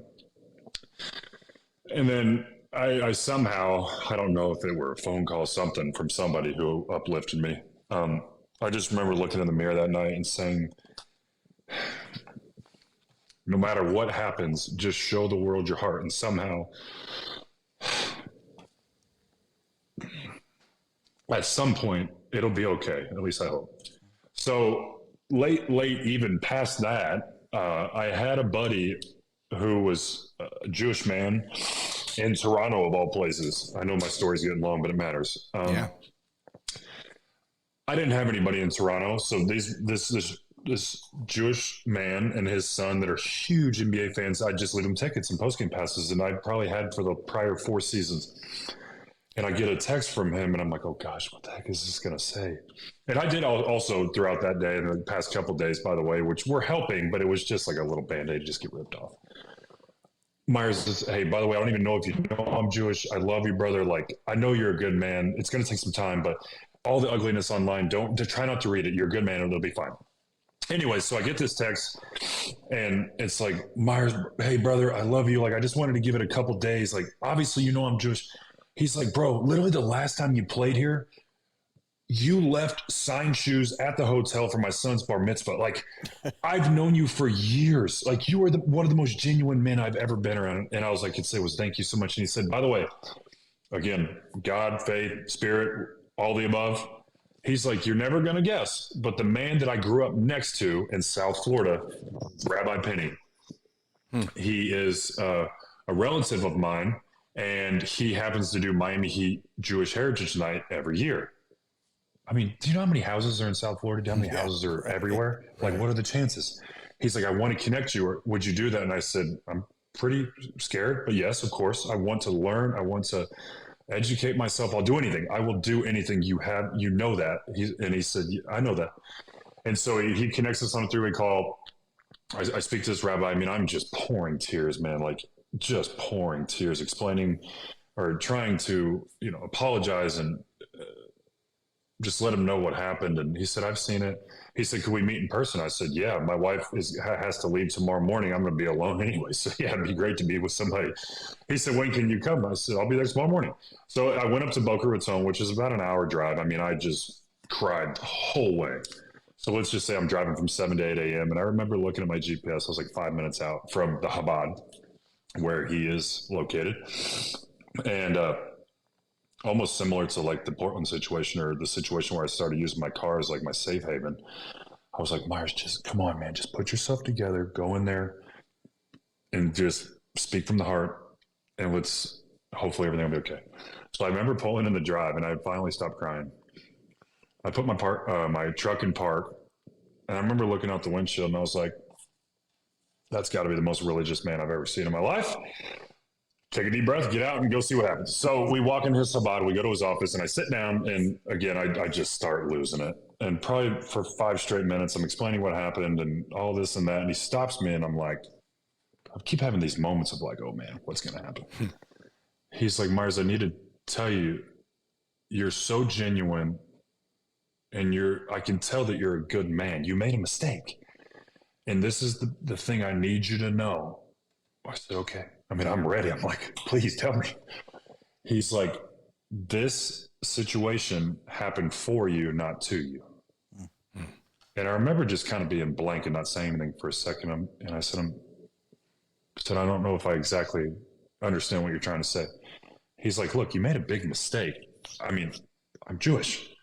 I'm certainly from the moment it happened till now, I was like, okay, who's this guy? Like, does he mean well? Like, he put out a thing on his Instagram saying sorry, but I forgave you, but I wanted to maybe one day meet you in person, and here we are. And so the long and short of it is, he said, and it has stuck with me, and it's so true. It happened for you, not to you. It happened for you, not to you. I'm thinking like, okay, I guess maybe it'll make sense one day. Anyways, we ended up talking for like 2 hours. He and I are still very close. We talk periodically, and I ended up leaving, and I had, another couple of weeks went by, and we'd meet again. And I was doing a bunch of stuff in the community. I went to the Holocaust Memorial in Miami Beach with Ellie. Got to meet with a survivor of the Holocaust. I mean, all these things to really just try to dive all in from a very no camera, no nothing perspective. Just me learning about what I had done and how do I make this right, and how do I show the people who care and that matter that I am indeed doing the right thing. Because it wasn't like, oh, Meyers Leonard's going to write a check, say sorry, and move on. No. That's not. I had to heal, technically, I guess, my own heart, not in a selfish way, but also people that maybe I had hurt, because it's rightfully so, until you hear me speak, or maybe I've done basketball camps at synagogues, and I did a Passover event where I sponsored it. That was, I'm not going to talk about the amount, but it was pretty substantial. But being able to walk in, 2 of them were survivors, and give them a Passover meal, and to see the joy on they didn't know any better. They just, thank you so much. Like, it's so nice to meet you, telling me stories. And so this is what I try to tell people. I've read online, and I've been given books, and I've learned through the books, but the real, I mean, I guess kind of we keep coming back to this, like the in-person conversation and understanding and connection is what we need in life. We have to have it. And so the healing that has happened in person goes leaps and bounds beyond just reading about things online. I wanted to do it in person and heal. And so I've done quite a bit, still do to this day. And this all leads me to here. So this was 2021. We didn't know at the time. I went for a simple ankle cleanup in April. Just get a couple bone spurs out and this and that. Long story short, I ended up with severe nerve damage and thought my career was over. I mean, Ellie posted the video. I mean, a nerve specialist who is very well known is like, I'm going to be honest, I don't think you're ever playing again. By the way, testament to God. I'm telling you, she's like, right now your nerve is dead and sitting in your ankle joint, and it has to grow back to your knee joint to reconnect the nerve. And by the way, it grows a half an inch a month. Let's just say when I got home from that appointment with Ellie, we took out a tape measure, and that's a long time. It was like 4 years that it was supposed to take to heal. And I had no function, man. Like, if you go back and look at pictures, it's like I had just bone, no muscle, and then my big left calf. Anyways, so the surgery happened in April. I think to myself, like, okay, I really screwed up, but maybe I can get through the off season, June, July, August, September, show up to a camp and say, like, be able to do some things in the community, talk about everything that happened, which was the really unfortunate incident. And if I can play, I can play, and maybe somebody will sign me. Well, I didn't know about the nerve. And that is one thing I'll say. Actually, the day of, Adam Silver reached out to me, and he said, Myers, you're a good man. Like, you made a really big mistake, of course. And, we're going to have to figure things out, and it's going to take some time, but just know that around the league office, we know who you are. And same goes for, thankfully, I hope anybody that I've ever crossed paths with, whether, like I said earlier, 10 seconds at a grocery store, like a nice, kind hello and a big smile, can I help you with something, to our relationships to anybody that I've been around. And so, unfortunately for me, the nerve injury is what really was actually keeping me out. But I kept that private because I didn't want people to be like, oh, is he making excuses or all this and that? Like, we know you're blackballed from the NBA. Not really. Like, were there some owners that were like, look, we don't really want to have to take that on, so we have to pass. But there were some teams that were like, hey, we can use 7 feet veteran shooting. Like, we just can. But I couldn't do it. I went for workouts, and I mean, my leg just wasn't there. I mean, I was just so weak. And so that takes me then to that same time frame of when I'm trying to fight and figure out my body. I go on a hike with myself, Ellie, my basketball trainer, my strength trainer, and one of our other buddies out in LA. The pack kind of got ahead, except for me and the buddy that I don't train with technically.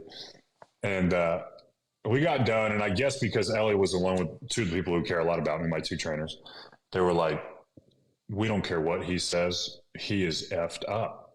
And not in a bad, like in a bad way, yes, but not from like he's treating people the wrong way all of a sudden or something. That like emotionally, clearly I'm the worst that I've ever been, and I'm just hiding it from everybody. But anybody who knows me knows that I'm just a wreck.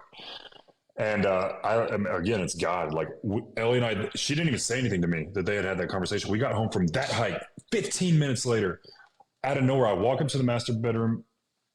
I sit down on the bed, and I just started to have a complete mental breakdown. I am talking explosive crying for what felt like an eternity, probably 10 straight minutes, about how I'm just an awful friend and husband, and I just don't do enough for anybody. Like, just again, no self-worth. I'm just not doing enough for anybody. Like, I've just screwed up my whole, like, everything.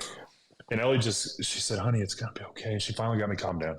She looked, it was almost like she was looking into my soul, like healing, trying to help heal my heart. She said, honey, you need to get help for the first time in your life. You just have to. We talked about it on the hike. Please.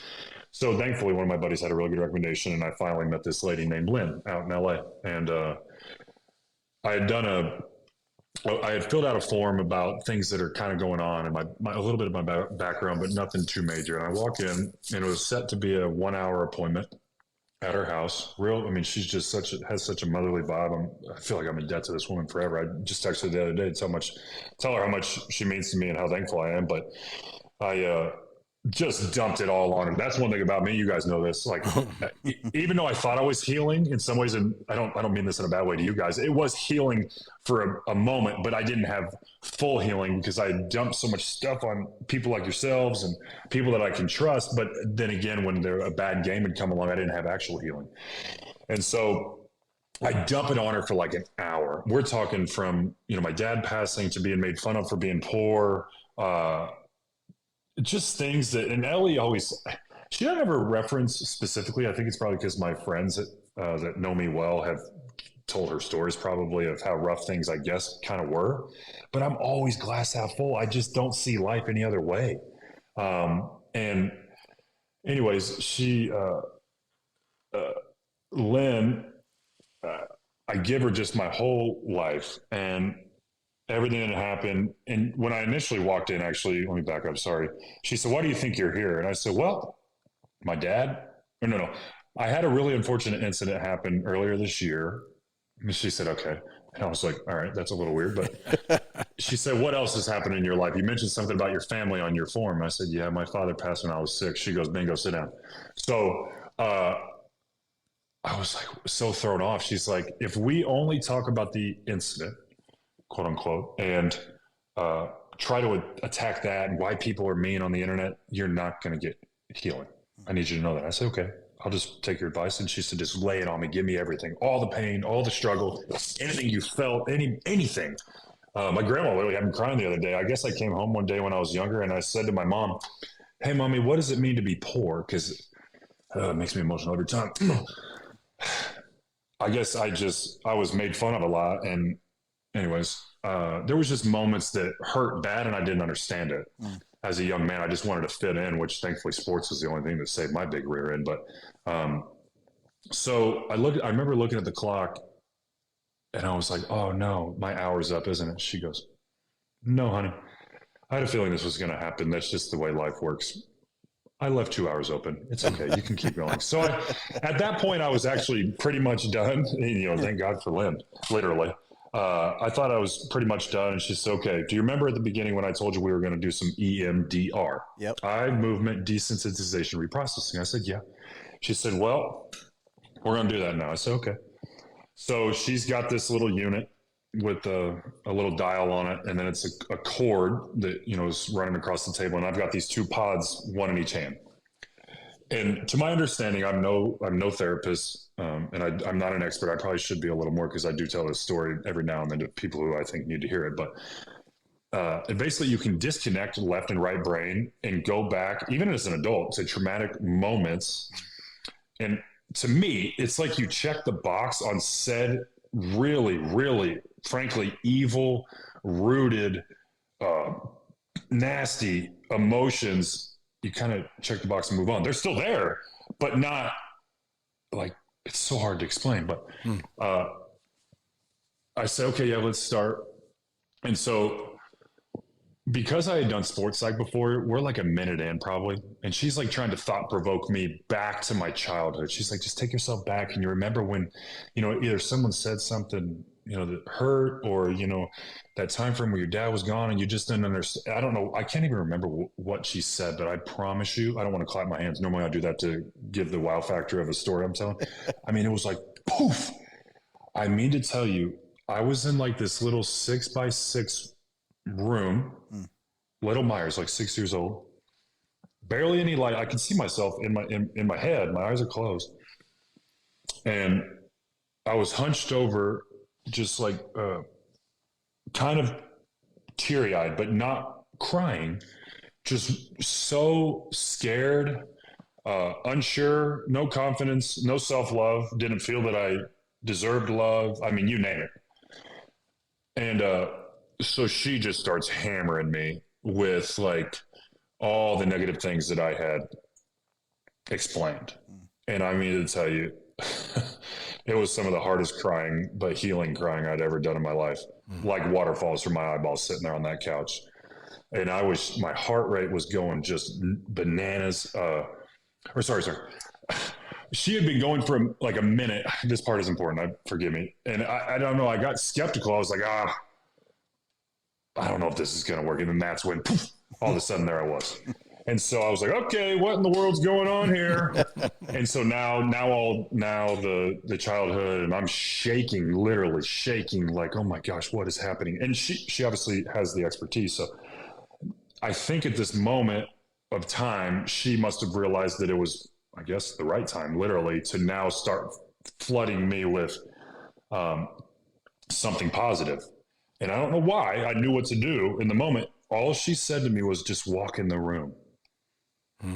So all of a sudden, the version, I guess, of Meyers that people, again, that I've reiterated now, think they see, 7 foot, some Superman type guy with a lot of money and success and blah, blah, blah, blah, blah, blah, blah. The big, strong, confident guy. All I did was just walk over, and she said, "No, just put your arm around him." Mm-hmm. And I just remember I put my arm around me as a little boy, yep. And my head picked up to like whatever would be eye level, looking forward. The tears that were only a couple of them, they just went away. Not in real time. I'm still bawling in real life, but in my head, the little boy was not crying anymore, and I just had this little happy smile on my face. And again, now she's continuously just hammering me with, "Meyers, it's okay to love yourself. It's okay to ask for help. It's okay, when you make mistakes." All these, just all positivity and all things that she was able to take from what I told her to help me heal. And now, from the waist up,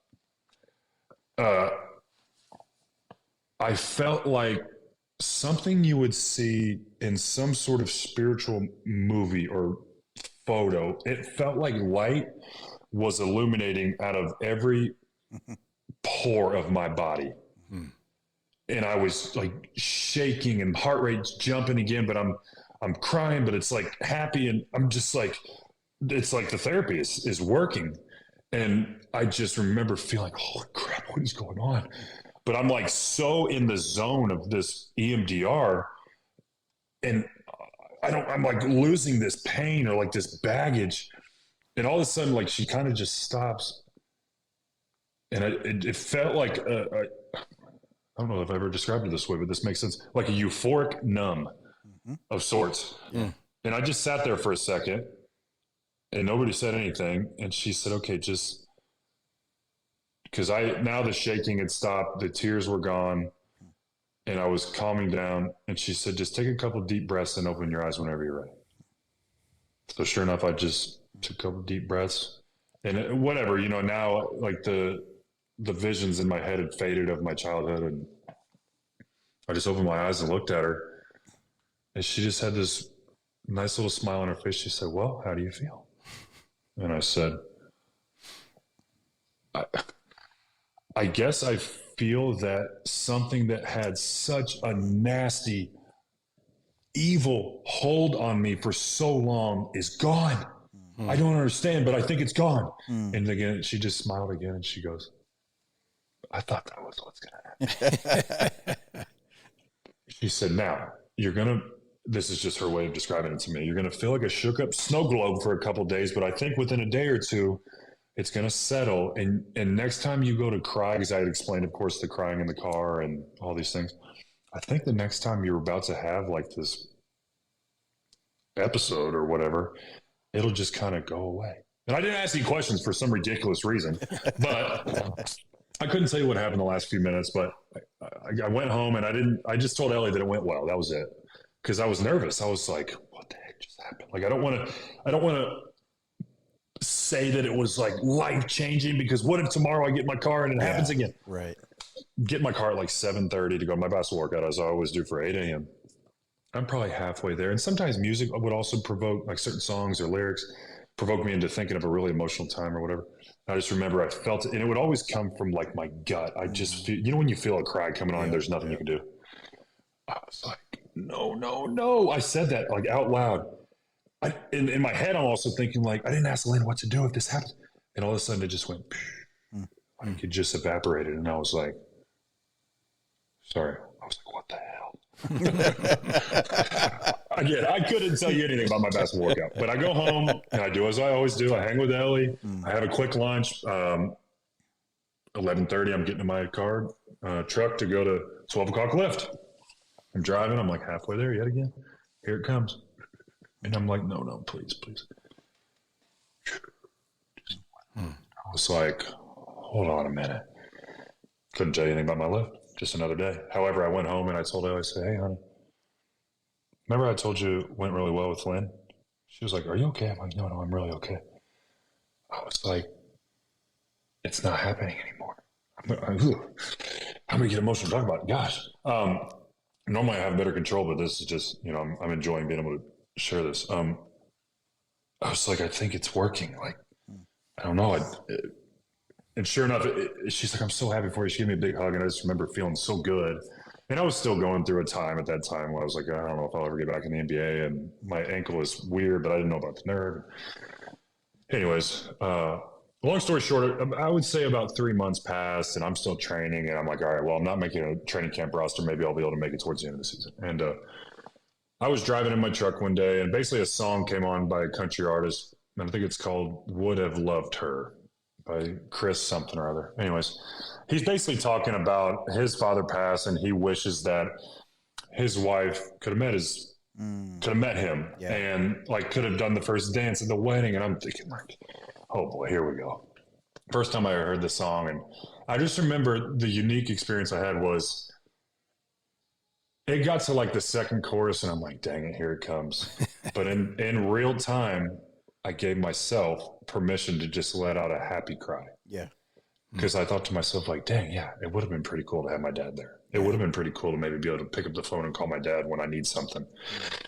and things like that. So for the first time, I finally could manage and have control of my emotions. And that is still thankfully real now, which I'll let you guys maybe get some more specific questions, but basically I just feel so much more well-rounded, and that is the for you, not to you that I was talking about. The worst stinking moment of my life that I deeply regret somehow was the pain and the thing that forced me to actually get help, which now makes me more whole as a man, as a husband. By the way, I've looked forward to nothing more, with all due respect to my wife.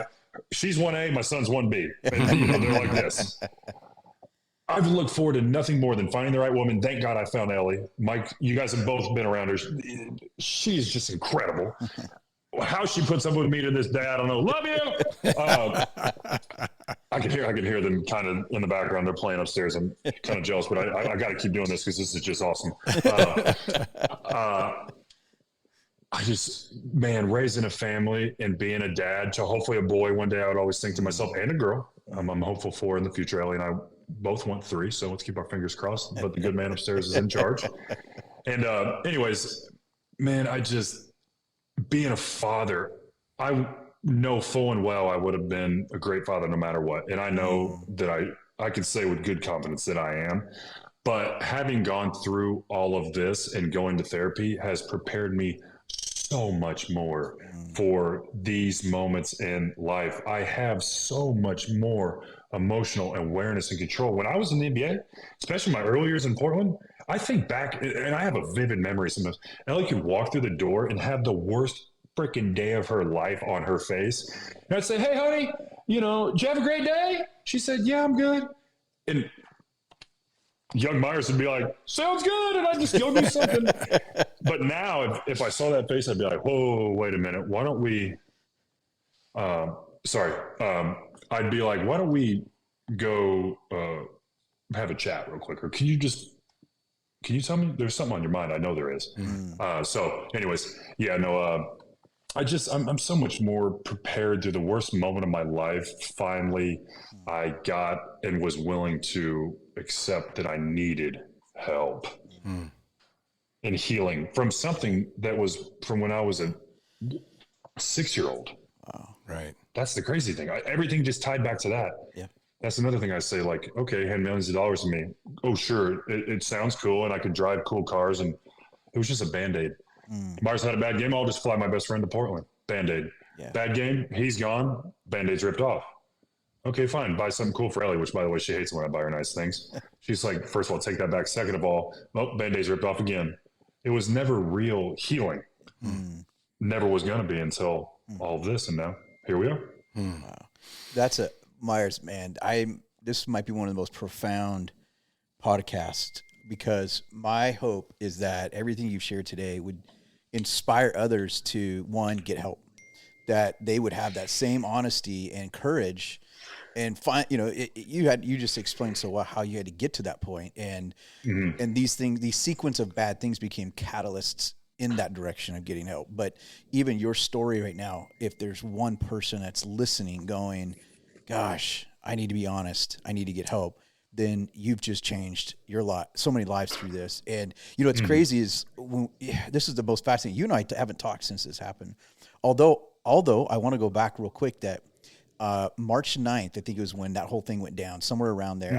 I just grabbed my phone sitting here when you were sharing your story, and I went through and I had sent you a text that day on March 9th, and you responded, and I hadn't read it since just you talking about it now. And I went back, and because I reached out to you, 'cause I saw the news, and I thought, and the first thing I thought was, this is not him, everybody. This is not Meyer. This is not him. It's like, this is not him. And I felt so defensive for you. Like, I wish I could have just got on a big PA for the whole nation and said, listen, everybody, this is not him. And you had sent me a text back immediately, and your process and everything. But you even in that painful moment of your day, I have the text right here. You were like, and how are you? And how's the family doing? And like, that's again crazy that you were in one of the most blow up, painful seasons of your life, and you still had a part of you kind of going, how are you doing? And how's the family doing? But I was thinking through your counseling session, we do something very similar when we do prayer counseling. There's different names for it, but basically it's asking people to go back to the most hurtful, traumatic moment, see themselves in that room when they were a little girl or a little boy or whatever age it was. And very similarly, we say, now, can you see Jesus standing there with you with his arm around you? And I got full body goosebumps just now. Holy, sorry to interrupt. Whoa. That's it. What you explained. Holy smokes. Exactly. And say he's with you there. He was with you there. And it's amazing how many times that prayer type session unlocks for people the healing. And you've mentioned healing and wholeness. We talk about wholeness because you can be healed from an ankle injury, but not be whole. And wholeness means my identity is whole. I'm at the very core of who I am, my identity. Because you said, your father gone. We talked a lot about both our dads have died and feeling the absence of that father and how important for men and women, but especially men, to have their father that blesses them, encourages them. And when we don't have them, it leaves this ache in us that we long for that from someone somewhere out there. And then our identity gets wrapped up in looking for other things to affirm what the Father can do for us. But when the Father's not there because of life's tragedies or circumstances or whatever, we long for that. And anyways, I just to circle back on a couple of things, you have hit such a deep well for people to find healing and hope.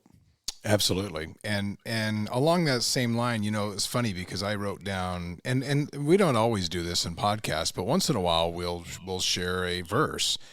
I only wrote down one today, and I grabbed it because earlier I only had it written down, then you said you used the term a thorn in your side. And so I was thinking about you last night, and I just wrote one thing down, and it's from Corinthians, and Paul says, and you think about this related to your situation. In order to keep me from becoming conceited, I was given a thorn in my flesh. And this could be anything that has happened to you, especially the big event we talked about. The Lord told him, my grace is sufficient for you. My power is made perfect in weakness. Paul then says, this is why, for Christ's sake, I delight in my weaknesses, in insults, in hardships, in persecutions, in difficulties. For when I am weak, I am strong. My goodness, again, full body goosebumps. I mean, yes. And it's hard sometimes, man. We push away or, again, ego keeps coming up. Like, look, I was playing in Miami. I was living, again, in a cool house, like making a ton of money. And I guess I know to my very core, at least I hope people sense this, certainly my friends do, just that I'm just a normal guy, humble, care about others. But every now and then, ego creeps in. You think like, you're on top of the world and, nothing bad could ever happen. And man, whatever, why didn't I play? Or I've come to, thank you for sharing that because it's just so real. Now, I do think we, again, have to be willing to listen sometimes to that pain or to advice that people might be giving us. And sometimes we're in a season of life where we got both hands up, pushing back. I don't want to hear it. I don't need to hear it. I think you're wrong. No way. I'm too tough and strong and successful. And oftentimes, you know what that is? It's just a mask or a facade. And it's the truth. I've seen so many successful people. Heck, I shared this and let's just call it in a very successful room of sorts, very successful, of a bunch of people who needed it. I'll put it to you that way.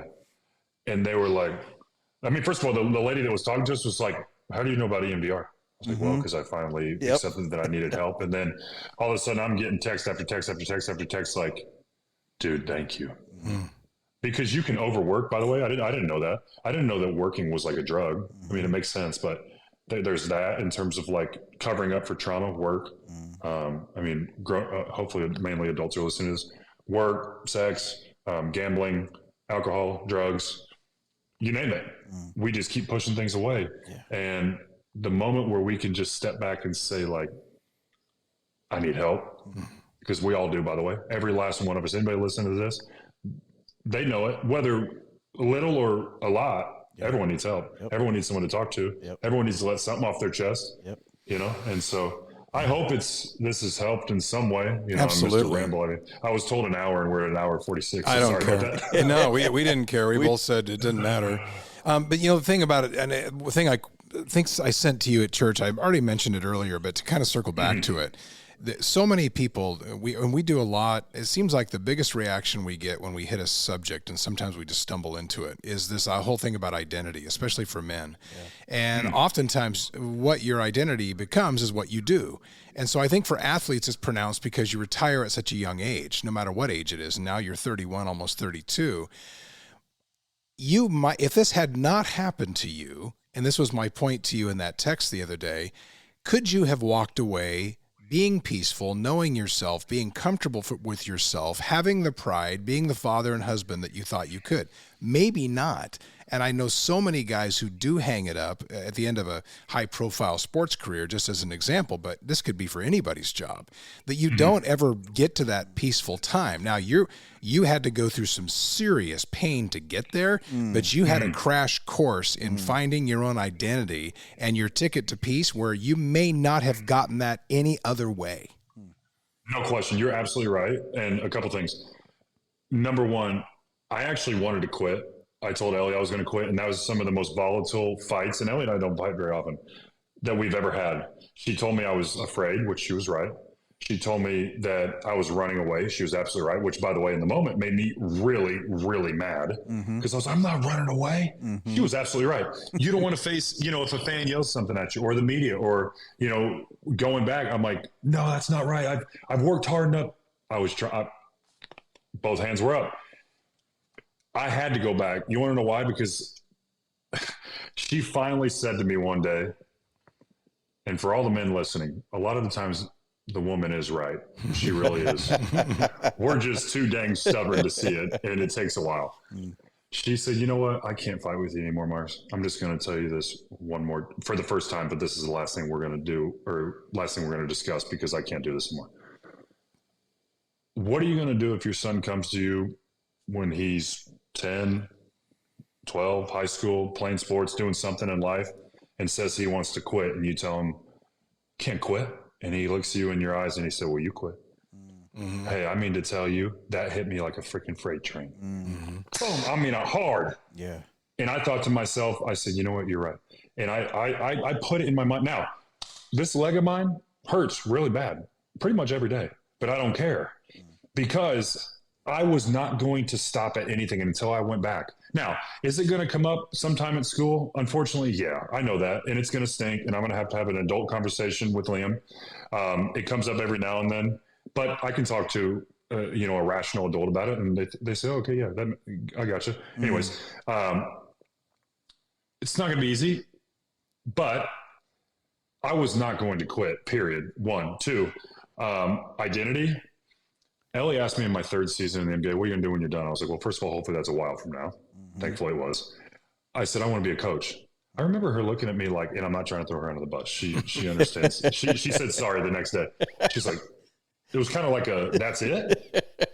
And I was like, hang on a minute. But then we had an open conversation the next day, and she said, hey, I'm sorry. Like, I know how much that would mean to you because I get to teach basketball, but I get to teach life to young men. And that's what I've always needed my whole life. Yeah. And so, by the way, that is my identity. I've always thought I could see film and see from the bench even. So oftentimes see on the floor what in my mind I wanted to do. I just couldn't always execute it, if I'm being totally honest, which I'm sure drove Blazer fans crazy, but hey, here we are. And it's just like, I always have thought I'd be a better coach. And that is me. That is like, if I can picture myself now, it's literally where I'm at. Now, when am I going to be a coach? I don't know. At some point, certainly when Liam's coming up through sports. Yeah. And just happy, whole family man, only 4 hours from Robinson Drive. I can go home and see my family whenever the heck I want. By the way, I can actually have a Thanksgiving meal, open Christmas presents on Christmas. The look on my son's face on December 25th was pretty freaking awesome this year. I'm not going to lie. And it's got nothing to do with gifts, but you know what I mean? Sharing in real experiences. Mike and I talked about that. It's true. The sacrifices, of course, it has given me a beautiful life. And I am so grateful for Portland, Miami, Milwaukee. So many people have supported me. It's like hard to fathom sometimes when I put my head on the stinking pillow, like, how is this my life? But this is my identity. Like, I'm so grateful for all those years that I quote unquote grinded. And now I can give back with my time, with coaching, with being there with my son. Last night, I don't know, if I were at practice, I wouldn't have been able to just go down the street and go to the park. The look on his face every time he goes down that slide with me, it's like the greatest feeling ever. Yeah. It's 100x what making an NBA 3-pointer feels like. You just don't know that until you know. So anyways, I'm going to shut up because we're almost at 2 hours and I'm going to let you guys probably wrap this up. Well, but I love it. I love Meyers. You said something that this is the last thing I'll say too, but when you got the trade call, you were with Drew Hanlon, which Drew's great, by the way, and you were down there working out, and you got traded. And you said earlier in the podcast, you were like, "Gosh, I felt this sense of I didn't have what it takes. That I wasn't enough." That's what you said. I wasn't enough. Like for Portland, and that wasn't a slam on Portland. You were just saying that's what happens in the industry is that when you get traded, there's this sense of like, wait, what was I not good enough? And I feel like every man, they talk about the father wound, John Eldridge and these guys out there, they talk about how every boy grows up needing a father to say, you do have what it takes, right? Because when we live with that vacuum, we always look for that affirmation in something or someone. And we, as men, especially, we're always haunted by that question of, I have to earn my worth. I have to earn my worth. I have to earn my value. I have to earn we just did one on this. And what happens is that will either push me into workaholism where I'm trying to prove my worth, or it pushes me into secrecy and coping and numbing the fact that, I don't have what it takes. And so, and then it makes us isolate because we hide from people because maybe they'll go, oh yeah, you don't have what it takes. So I'm going to put all the masquerades up. But I love that you brought that up earlier, because I think for us, when that finally gets resolved, and like you said with your son, I don't have to go prove anything out there, because that will, if I do and I run that race, it will rob me of where I can actually spend my time resting.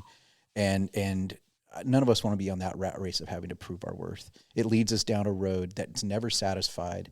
And when we miss out on the spaces where we can truly be present, like your son. And there is nothing like seeing your kid on Christmas morning. Yep. Hey, vicious cycle, vicious. And that's what I'm thankful that you guys can understand it. And, again, yes, money has made things in NBA, whatever. What I'm trying to say is people might say like, oh, Meyers, shut up. Like, you played in the NBA, made a bunch of money.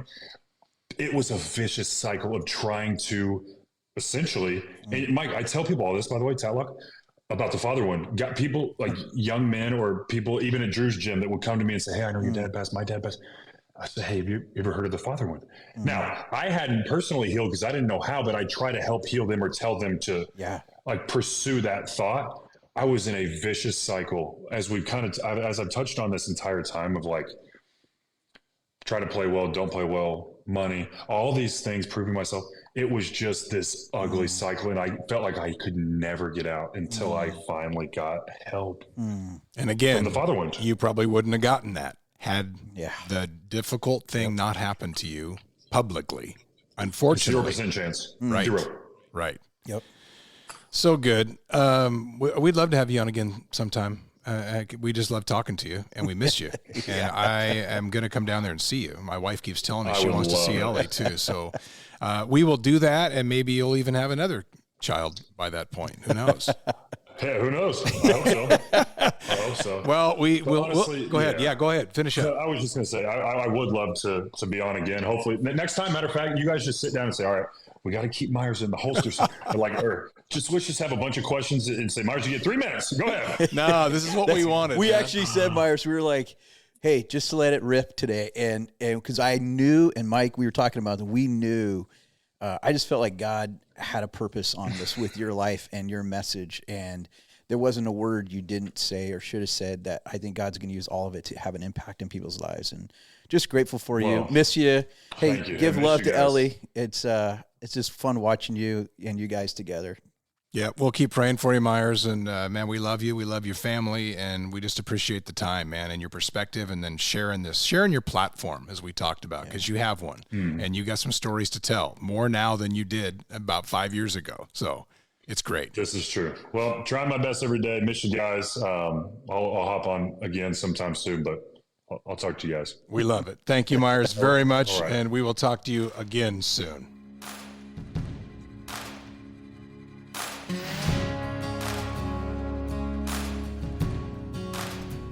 We invite you to subscribe to our podcast, comment, or message us, and check out our website at verticalpursuit.org.